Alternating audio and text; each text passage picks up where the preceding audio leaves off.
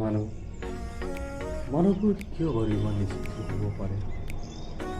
মানুহে মানুহৰ প্ৰতি থকা মৰম চেনেহ কিয় মুহূৰ্ততে পাহৰি যাব পাৰে? সঁচাই জানো মানুহ এনে হ'ব পাৰে? মানুহ যদি মানুহৰ নামত যদি মানুহ কলংক সানিবলৈ যায়, তেন্তে মানুহৰ মৰ্যাদা ৰ'ব কি?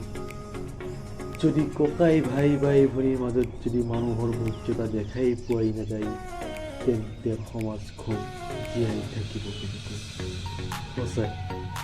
সঁচাই এখন সমাজ জীয়াই থাকিবলৈ এটা মানুহৰ সমাজ নাই, ভদ্ৰ সমাজ নাই।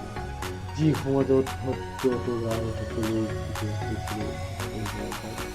সঁচাই এটা কল্পনা কৰিলে মোৰ কিবা ভাল লাগি উঠে। মানুহ সদায় মানুহ